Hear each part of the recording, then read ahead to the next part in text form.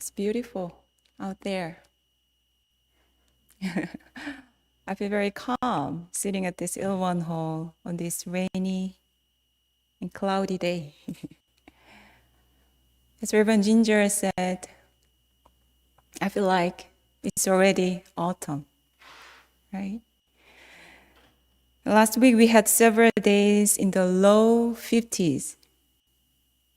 And whenever the temperature is around 50s, it reminds me of when I lived in Los Angeles. After being ordained as a one Buddhist minister in Korea, I was assigned to the Los Angeles temple.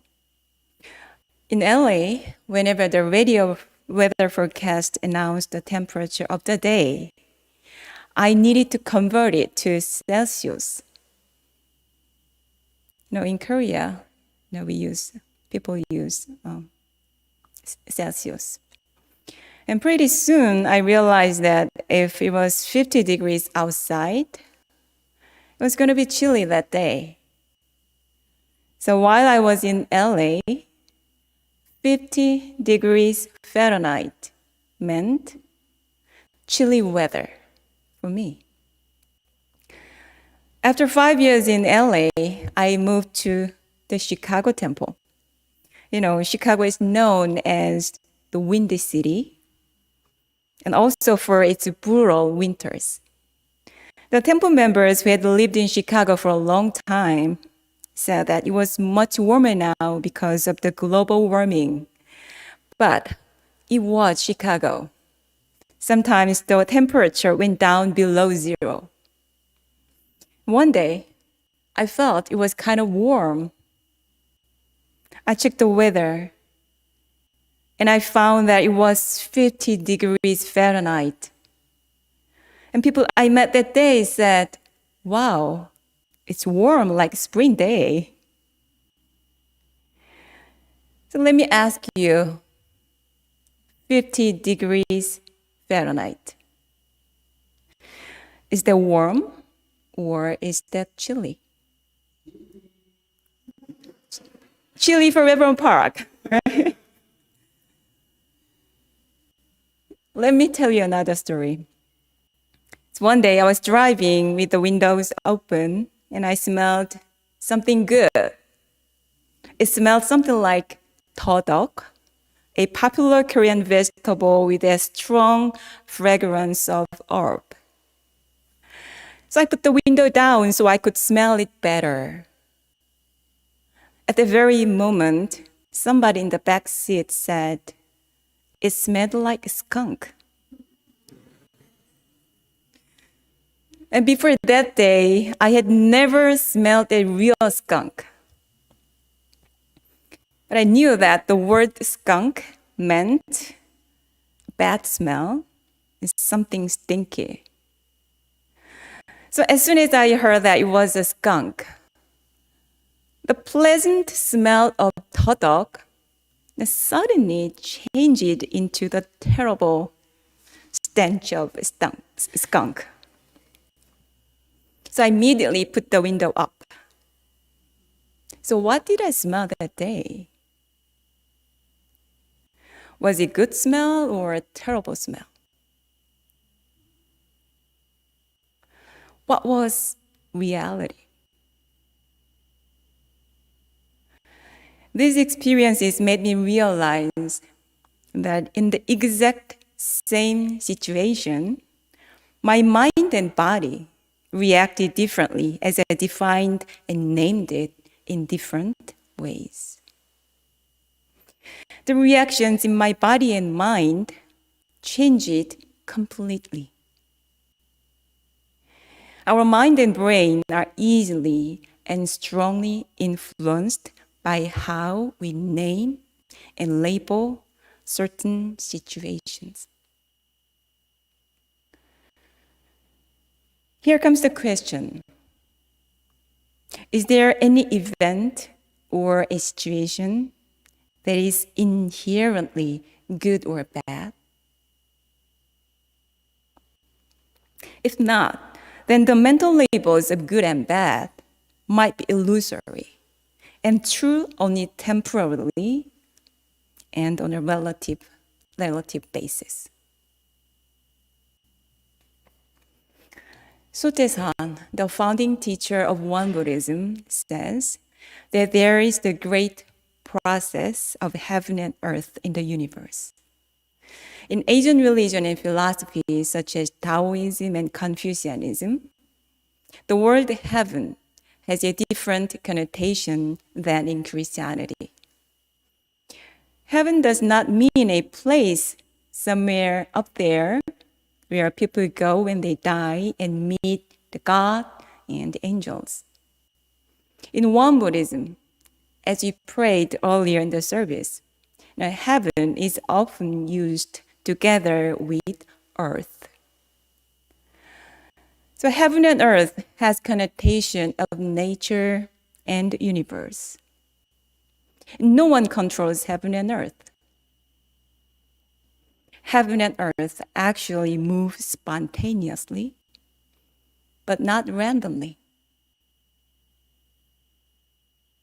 Sotaesan says there are 8 ways of heaven and earth, and that our practice is to align ourselves with those 8 ways. And one of those 8 ways of heaven and earth that I want to talk about today is the way that is free from good or bad fortune. Let me tell you a story. There was a woman who was constantly worried about her 2 sons. The sons were both merchants and peddlers. They both had to work very hard to make a living. The older son sold umbrellas, and the younger son sold salt. He made salt by drying out seawater in the sun. So if the woman woke up to see that the sky was clear and beautiful, it only caused her to worry. Oh dear, there's no rain today. No one will buy the umbrellas. We will become poor for sure. The next day, she saw it was raining outside. She said, "How is my younger son able to dry out his salt? Oh, we will become poor for sure."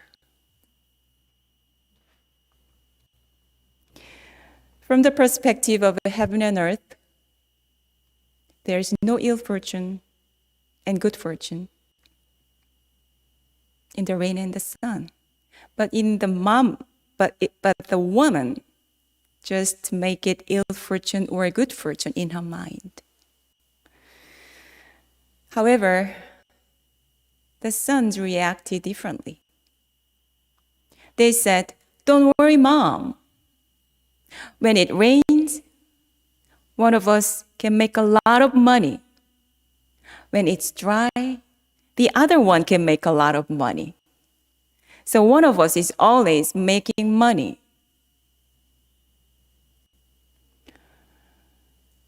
For the mom, her happiness depends upon the weather, which she cannot control. So it is likely that she will never be able to find peace and comfort in her mind, because no weather can support her son's different business at the same time.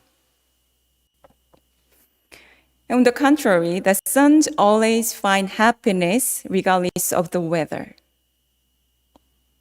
What I want to say through this story is that for the sons, the happiness is constant because it does not depend on the external conditions. In our lives, there are always good things and bad things. Good things like happy family, nice coworkers, nice job, good health, wealth, beautiful weather, nature, beloved people. And there are also the opposite and bad things. So things do not always go your way.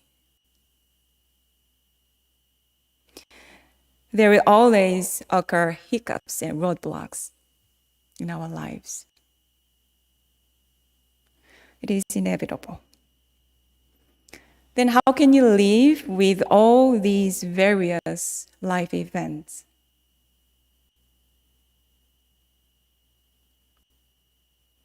Sotaesan, the founding master of Won Buddhism, says that to align ourselves with the way that is free of good or ill fortune, we should consider the future ill in fortunate events and the future good in unfortunate events.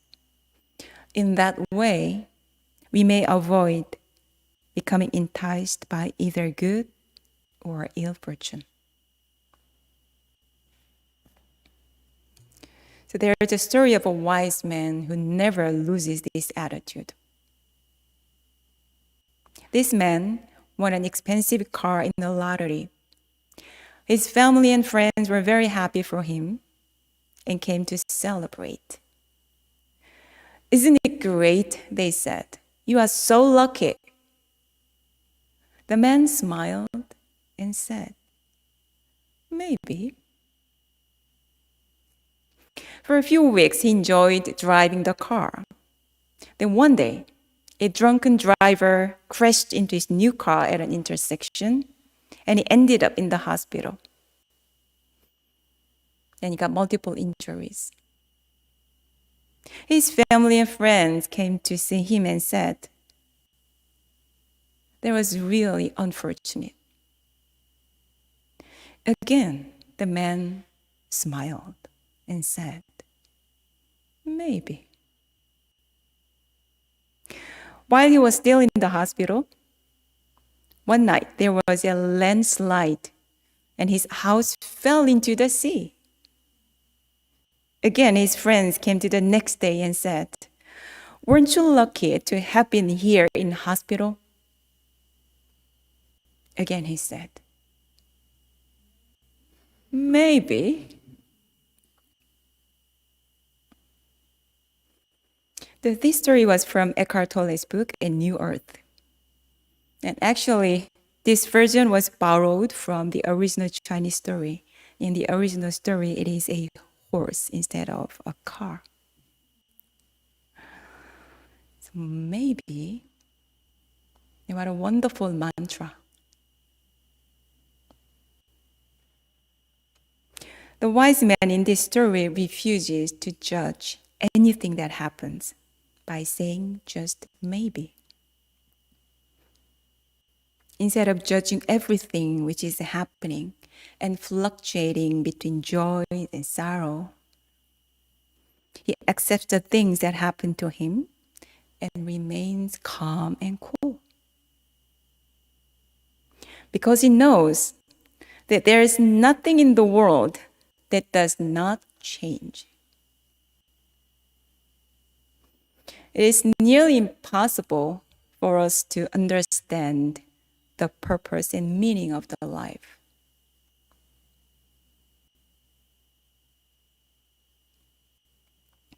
We may become resentful for some life events. And we all experience these life events, and it can make us just blame someone else. And for a long time, I used to identify myself as a victim in a relationship that I had with someone. As a result of learning and practicing in Won Buddhism, I believe that there must be some reason that I had to meet those people who hurt me. I tried to find the meaning. Now I know that the tool to make things good or bad is in my hands. I don't have to try to find the cause. I am the one who creates the meaning. And that creates the reality. I asked the question earlier, what did I smell? Was it a good smell or a bad smell? Is the skunk good or bad? what is the reality. We can stop outsourcing our happiness and stop projecting our unhappiness on the people and the circumstances. To take this kind of attitude does not mean that you no longer take action to bring about changes in your life. On the contrary, when you align with a way which is free from good or ill fortune, you are not bound by the label you attach it to what happens. You then have the power and freedom to move on. As you meditate and focus your mind on the danjeon, your lower abdomen, there are moments when you realize equanimity is always there, regardless of the external conditions and surroundings. Our practice is remembering that space within our minds and returning to it over and over. Not only when we suffer, but also when things are going your way, when things are smooth and you feel like your life is going well.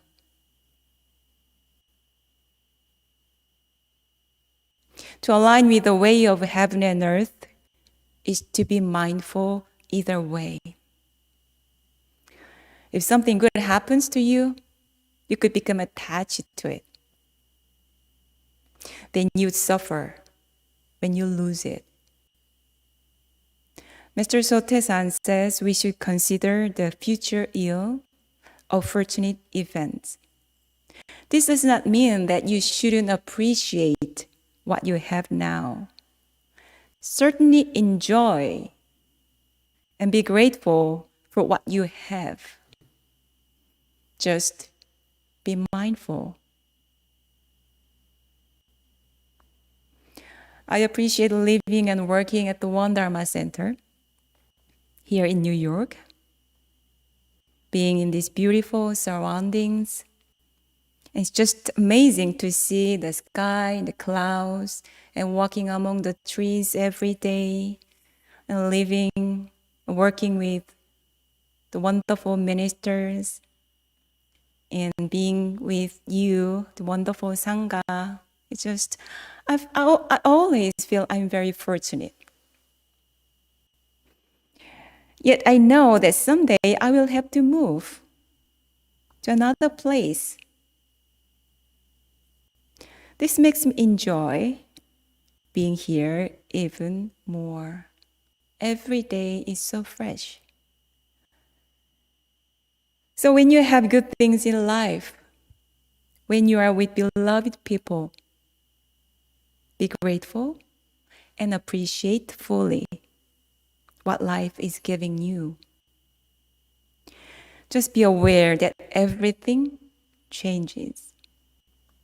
Do not identify completely with what you have. Instead, share it with others. This is the key to maintaining your happiness. Then when bad things happen to you, instead of just saying, why did this happen to me? Simply remember the way of heaven and earth that is free from good or ill fortune, and smile and say, maybe. I hope you'll find the everlasting happiness within.